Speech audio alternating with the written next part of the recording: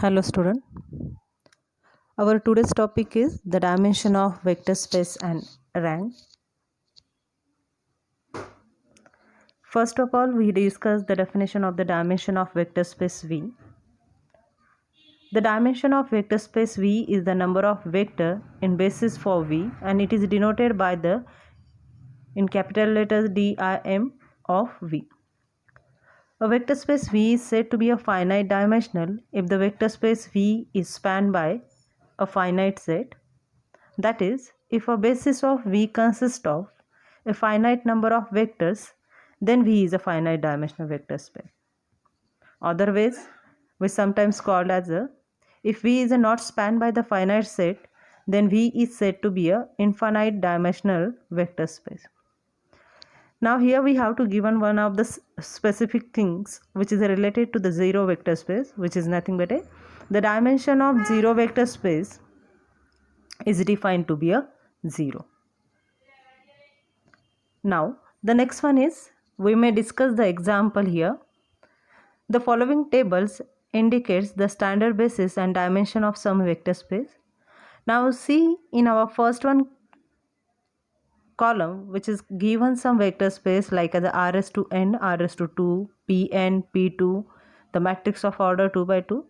So see how can we represent its standard basis.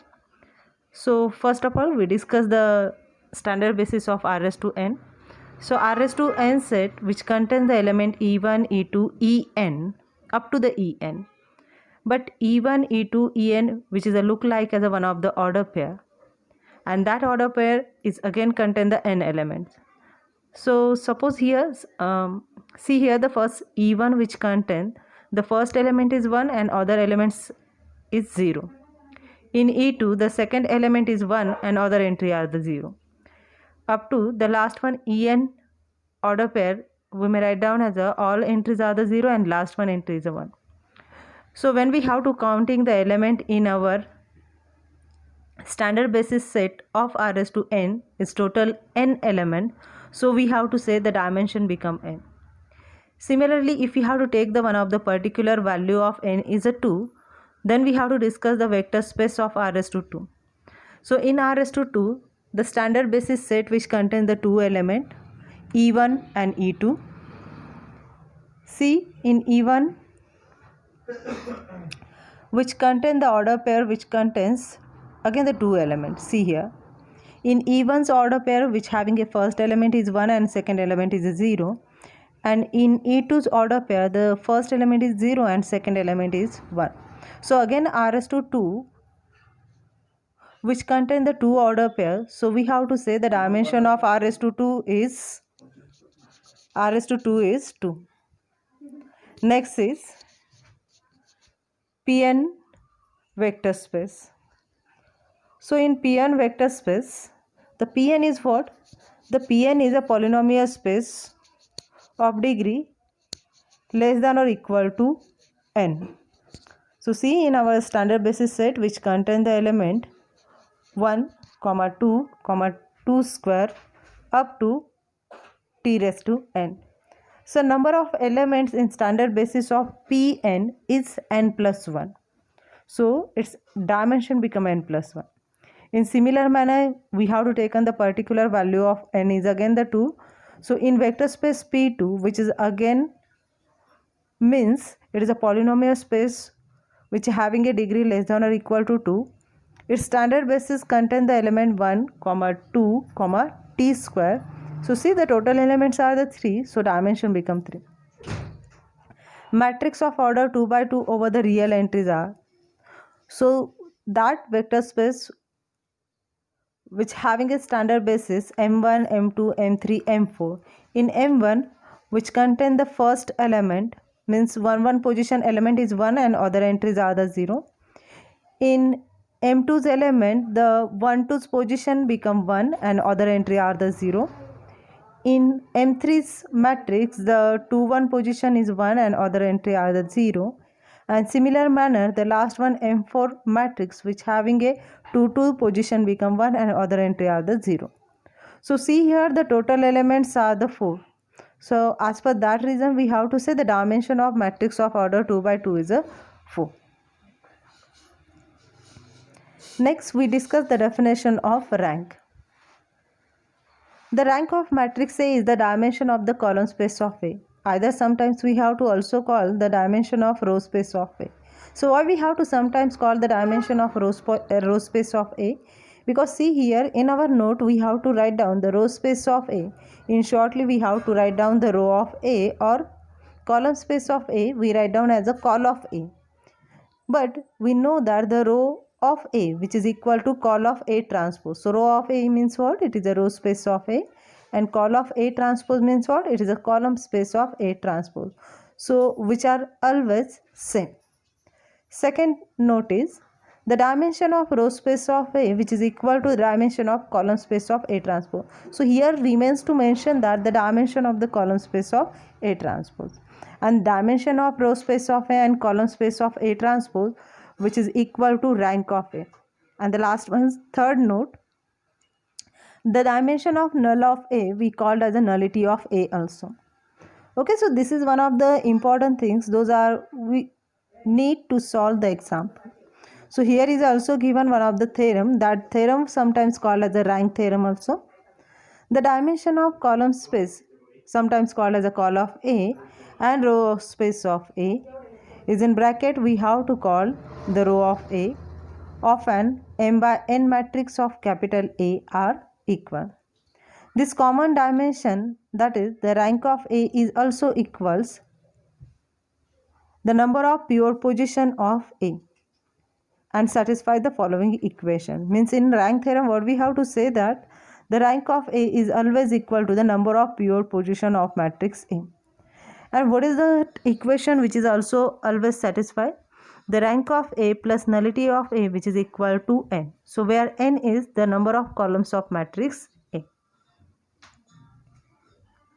Next is another one important theorem is, let capital A be m by n matrix, then the following statement are each equivalent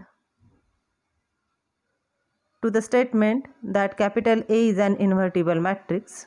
The first one is, the columns A forms a basis of r raised to n. Col of A, which is equal to r raised to n, means column space of A which is equal to r raised to n. So why we have to mention it is r raised to n? Because here our matrix of order m by n, and if it is of matrix of order m by n, and if it is an invertible, then we have to say here the col of A which is equal to r raised to n. Third one is the dimension of col of A which is equal to n. Rank of A which is equal to n, means if our given matrix of order m by n and which is an invertible, so at that time we have to say that the dimension of col of A which is equal to n and rank of A which is equal to n. Next one is the null of A which is equal to 0 and dimension of null of A which is equal to 0. Now we have to discuss one of the example here. For a given matrix capital A below, matrix B, capital B is given is such that A is equivalent to B. Without calculation, we hereby list the rank of A, dimension null of A. Then we find basis for the col of A, row of A, and null of A. So here we have to given that matrix A and B. See in a solution what we may write down here. So here by the observation we have to decide what is the rank of A, what is the dimension of null of A. Also we have to calculate the col of A, row of A, and null of A. Why we have to directly by the observation we have to decide here? Because in this example we have to given the A equivalent matrix B here, and that B matrix is already simplified form we have to given. So is in a solution we have to write down from the matrix B. It is clear that there are the three non-zero row. See what we have to given here. This first, second, and third, three non-zero rows are contained in matrix B. So for that reason we have to say the rank of matrix A equal to 3. Next is, from rank nullity theorem we know that, or we get. So what is the rank nullity theorem? The rank nullity theorem is rank of A plus nullity of A equal to n. But here we have to need to find out the dimension of null of A. So dimension of null of A, which is nothing but a nullity. So here in shortly we write down the theorem become the dimension of null of A, which is equal to n minus rank of A. We put the values of n is a 5. So what is n is the number of columns in matrix A or either in B. See, the A and B both are the equivalent, the always the both having the same order. Okay, so in matrix A which having a 5 columns, so we have to put the small n's value is a 5. Rank of A we have to already determine here, which is nothing but a 3. 5 minus 3, which is equal to 2. Then we have to find out the basis for the call of A is. So basis for the call of A, that will be decided from our matrix B. So we may check whether the pivot element which occur on which column. So see here, this is the pivot element 2, 3, 1, and this is occur in first, third and fourth column. So we have to pick out that column from matrix A. So this and that matrix we have to write down, that columns we may write down here, and that columns are represent as a basis for call of A. Okay, means by the observation of matrix B we have to find out on which position which contain the pivot element. By the pivot element we have to sort of the columns from matrix A. Those are forms the basis of call of A. Okay, so similar manner when we have to find out the basis for the row space of A or row of A. So what we have to done here, we have to again check whether in which row which contain the pivot element in matrix B. So same thing is happen here. In matrix B, the position first means 2, 3, 1. These are the pivot element. Those are occur in first row,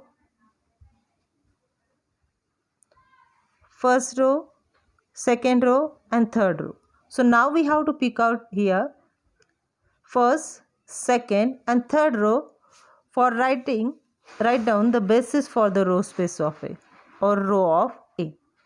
Okay, so these are the one of the simple observation those we have to done from our matrix B. Okay, so in this way by the observation of B we may find out the rank of A also. We may find out the dimension of null of A also. Also we may find out the basis for the call of A and basis for the row of A. So now they are to remain to find out the null of A. So what is the null of A? Null of A, which is nothing but it is a solution space of A into X equal to 0. So from our matrix B we have to write down the equation which is equal to 0. So we may write down the equation like as a 2x minus 3y from our first one row. We may write down 2x minus 3y plus 6z plus 2w plus 5p equal to 0. From the second one we may write down 3. The first one we have to write down first column for the x, then y, then z, w and then p. So second equation we have to get as a 3z minus w plus p equal to 0. And last one is a w plus 3p equal to 0. And then by using the back substitution process we may find out the solution of that system. Okay, so see here how can we find out the solution of B into X equal to 0, and these are represent as the basis for null of A. See here, to find the basis of null of A from the matrix B we write down the following linear system, that 2x minus 3y plus 6z plus 2w plus 5p equal to 0. Those we have to already discuss here. Then similarly from the second row we write down the second equation. From the third one row we may write down the third equation. But by the observation we have to see here that x, z and w which are represented as a leading variable. So which are among these all variable which are not occurs in the first position. So here among these x, y, z, w, p, the y and p which is not occurs in the leading position. So we have to say here the y and p are represent as a free variable. Sometimes we have to call it as a non-leading variable also. So from this last equation we may find out the values of w. From the second equation we may find out the values of z, and from the first equation we may find out the values of x. So see how can we follow the procedure. From the equation w we may write, from the equation third we may write down w which is equal to minus 3p.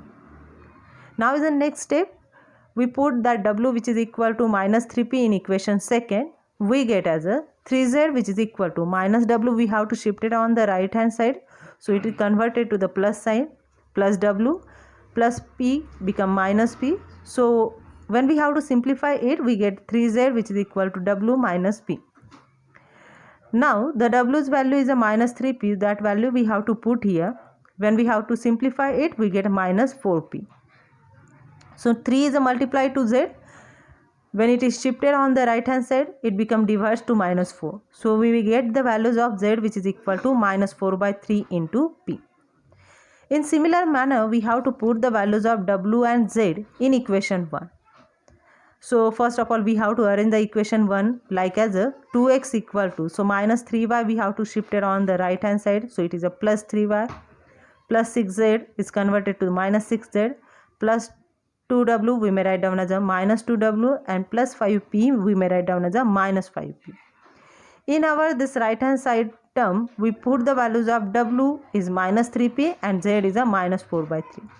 Simplify it, we get the values of x equal to 3 by 2 into y plus 9 by 2 into p. Hence, we may write down the solution of that equation become, we write down all these variables x, y, z, w, p. So we know that the x, z and w, these are the leading variables. So see here that obtaining terms we have to replace here. This one. And only y and p are the free variable or non-leading variable. So we have to keep that y and p as it is. Instead of that equation, now see here there is a only in our the second matrix which is contain only the two variable. One is a y and second one is a p. So what is that y and p? That y and p are the free variable, or we sometimes we have to also call it as a non-leading variable. So first of all we have to take any one of the variable is a common. So here we taken the y is a common. So check whether what is the coefficient of y in our this matrix. So coefficient of y is a 3 by 2. So we may write down 3 by 2. Next y coefficient is 1. So we may write down 1. And other 3 row which is not contain any y. So we write down all that 3 value become 0. Plus. Now next variable we may taken as a p is a common. So in first row the p's coefficient is a 9 by 2. So we may write down 9 by 2. Second, in a second row there is a no contain any p. So we write down its coefficient becomes 0. Next one, p's coefficient in next row minus 4 by 3. So we may write down minus 4 by 3. And next p's coefficient is a minus 3. And the last one p's coefficient become 1. So in this manner we have to write down that y into one of the column and p into again one of the column, and that column matrix we have to indicate by the v1 and v2. So what represent that v1 and v2? So that v1 and v2 represent the basis of null of A. So in this way what we have to done here, from by the observation of matrix B we have to find out the solution of matrix A. So why it is a possible? Because that matrix A is equivalent to the B matrix. Hence, so in this manner we have to solve this example. So now we have to stop here. So thank you for watching this video.